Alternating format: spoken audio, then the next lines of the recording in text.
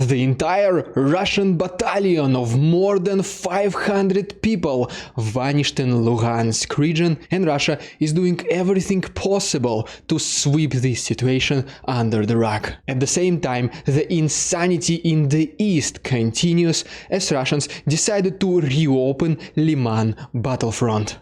And then several reports confirm that the Grand Withdrawal from the south picks up the speed, and finally there are some indicators that potentially another, the fourth frontline, might be opened in the southeast of Ukraine. But more about all of this in just a couple of minutes. What's up, investors? It's the Russian dude. And let's go straight to the point and see some most recent footage. And in our first picture, we can see the Russian-style HIMARS. And I mean, it is obviously a joke, but it still looks funny. And then we have a picture from allegedly somewhere in the east of Ukraine. And right here we can see the difference in sizes of impact craters between the regular 120mm mortars and 240mm self-propelled mortar Tulip. Next we go to Kharkiv, and as you can see from this video, some explosions were heard inside the city. Our next stop brings us to Mokrany, which is the city in the border between Ukraine and Belarus. And based on this video, a drone without any identification has been intercepted.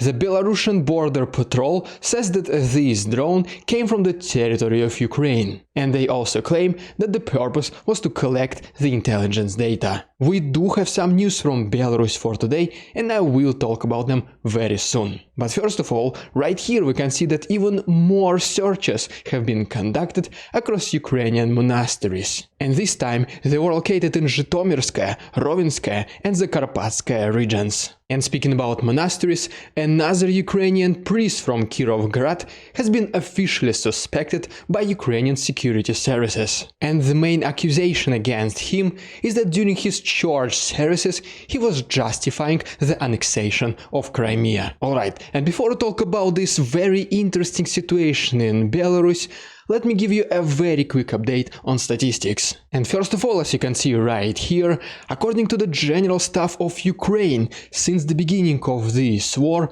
more than 90,000 Russian soldiers have been eliminated. And then right here, we can see that it is estimated that approximately 14.5 million Ukrainians have left the country since the beginning of the invasion. The majority of them, 17.7 million people, went to the European Union countries, and 7.7 million of them are registered to receive the official protection. And then right here, for example, we can see that those Ukrainians who went to Poland already paid approximately 2.14 billion euros in taxes, which is approximately 70% of the total military support that Poland has sent to Ukraine. So, questionable reports in Belarus, the Grand Withdrawal from the south, and the increase in combat activity in the east. It does feel like that most certainly in the very near future we will see some major events. And if you don't want to miss any of these updates as soon as they start happening, please consider liking this video and subscribing to my channel. You can also follow me on Instagram because the weekends are coming and I'll try to post some stories. Alright, and now as promised, let's really quick talk about this activity in Belarus. And first of all, according to some Russian sources, as much as you trust them, Russia is planning to bring approximately 300,000 soldiers to the borders with Ukraine in Belarus somewhere in the middle of December. And the main goals of these military units will be to advance to Kiev, Lutsk and Lviv. The reason for the attack against Kiev, once again according to Russia, is pretty obvious, which is to take down the Ukrainian leadership. But the reason for Lutsk and Lviv front lines is to stop the supplies of Western weapons into Ukraine. And to be honest, I have no idea how they are planning to execute this plan, because they have very big troubles advancing as is. So for this reason, I think even wishing them a good luck will not help.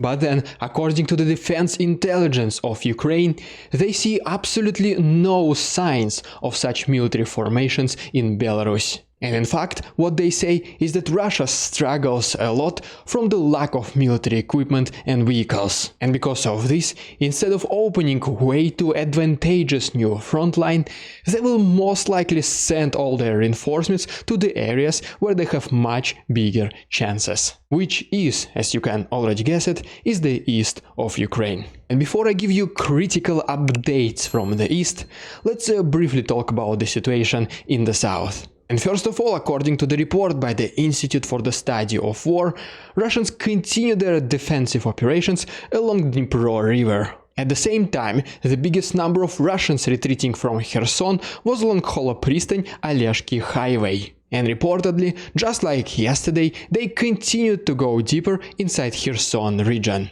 At the same time, Ukrainians who previously landed on Kinburn Spit, they still continue their offensive operations. But due to informational silence, not many details are known at this very moment. But my own assumption, based on everything that has been happening in the south recently, most likely Kinburn Spit will be the place where Ukrainians will successfully cross Dnipro River and start liberating Kherson. And then according to some other report, there has been an increase in withdrawal rate from Nova Kakhovka. And then if you remember from my previous episode, according to the representative of the General Staff of Ukraine, Alexei Hromov, the biggest concentration of Russian forces in Crimea is currently next to Jankoy. And most likely, according to him, they'll be used to reinforce the position of Russians in the Zaporozhye region. But due to Russians withdrawing further from the front lines, as well as Ukrainians who crossed Dnipro River and landed in Kinburn Spit, those Russians who are going to Zaporozhye simply might not have enough time. Because as soon as Ukrainians are able to advance even a little bit deeper inside Kherson region, this area will become in range for Ukrainian HIMARS. And speaking about Zaporozhye, the Grand Withdrawal of Russians has reached this region as well. Because just like yesterday, Russians continued and even intensified their retreat rate from Mikhailovska, Polokhy and Ingenerne. And the reported locations for these withdrawals were to Melitopol and Mariupol. And recently it has been reported that Ukrainians were able to destroy a Russian military base in Mikhailovka. The people who are mainly withdrawing are the members of the city administration, who are obviously Russian collaborators and infiltrators. And during these evacuations, they require to be accompanied by special military units, which is just basically a fancy way for Russians to justify the retreat of regular soldiers as well. In addition to that, according to this article, Russia is also ready to abandon Zaporozhye Nuclear Power Plant. And in exchange for that, they are asking to allow them to transport oil and gas through the territory of Ukraine. To be honest, this is a pretty serious and debatable demand, because Russia is relatively rich in natural resources. And in case Russians are allowed to continue selling oil and gas, a part of this money will go towards military. But one of the most important conclusions of this news is that Russians are ready to withdraw from Zaporozhye Nuclear Power Plant, which basically means that another part of Zaporozhye front line will be pushed away even further. And ultimately, if we take a look at this map of the most recent shellings and explosions, we can see that there was a big increase in the intensity of these events in the southeastern part of Ukraine, which potentially allows to assume, and assume only, that Ukrainians would want to try to open another fourth front line in the southeastern part of Ukraine. Because based on the previous examples and just a basic common sense, you don't want to go attack your enemy straight ahead.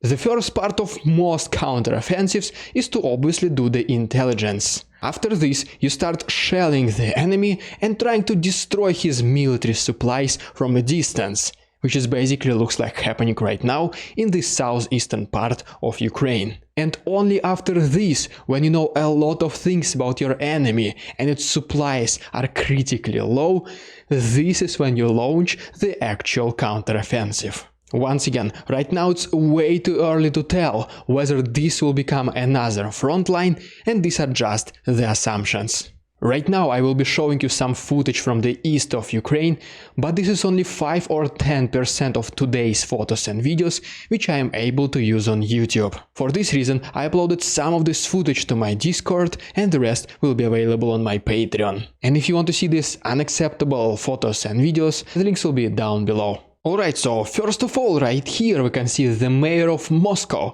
Sergei Sobyanin, who, as he said, visited Russian soldiers in the front lines in the east of Ukraine. In the beginning they had some hot tea, sandwiches, snacks, maybe some caviar, and were engaged in meaningful conversations. And after this, Sergei Sobyanin just took pre-nap stroll along Russian trenches. Everyone is clean and smiling, there is no mud, and reportedly the morale of Russian soldiers is as high as possible. So I mean, it all definitely looks real. And then just for comparison reasons, here we have the picture from Ukrainian trenches versus Russian trenches. I guess okay. Because now let's go to Donetsk, and as you can see from this video, we can see that there was a small explosion inside the city. And then on this picture, earlier this day, we can see the Russian air defense system in action. And then reportedly, as you can see from this video, Ukrainians were able to destroy a Russian oil warehouse also in Donetsk. According to the report by the Institute for the Study of War, Russians tried to advance next to Novoselyevsk and Stelmachivka, which is located in the northwest of Svatove. But Ukrainians were able to repel both of these attacks. And later that day, Ukrainians tried to advance closer to Kuzymivka, but Russians were able to hold them. The main directions of Ukraine's counteroffensive over the last 24 hours was along Svatove-Kreminna road. And the main focus of Russians was around Bakhmut, Avdiivka and Donetsk city. And then, as you can see from this map, Russians were able to capture most of Kurdyumivka. And ultimately, according to Alexei Khromov, Russians might try to restart the counteroffensive in Liman region. Alright, and now let's talk about this battalion of Russian soldiers, which literally vanished in Luhansk region. And even though this might not be the most recent news, what makes it so important is that Russians are trying to do everything possible to sweep this situation under the rug. According to this article, a battalion of fresh Russian conscripts, who only had approximately 2 weeks of military training, were sent to Svatove. And they were told that they will not be engaged much in combat actions, there'll be some kind of territorial defense. But soon after their arrival to Svatove, they were ordered to move closer literally to the front lines and forced to entrench and create defense lines. According to one survivor of this military unit, they were only given 3 shovels for the entire battalion, which is once again more than 500 people. And so pretty much they started digging, and they were doing this for the entire night. And the very next morning, Ukrainians started shelling them with artillery strikes, mortars and dropping grenades from the drones. As soon as this attack started, the officers began retreating deeper inside Luhansk region and back to Svatove. And as a result, out of 570 people, only 29 managed to survive. This story was pretty much unknown until recently, whenever the relatives of those soldiers started to try to contact the media.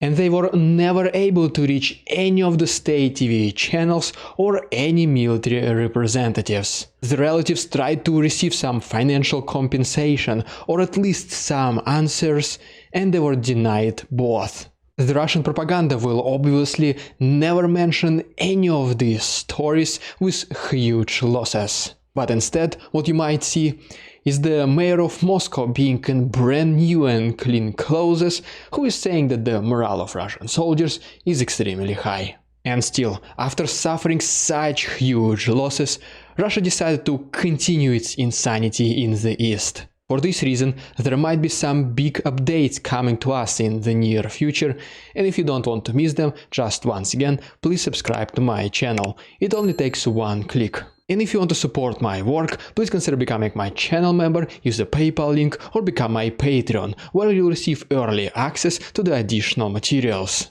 You can find all the other useful links to the right and down below. Thank you so much for your attention, товарищи, and see you on Monday.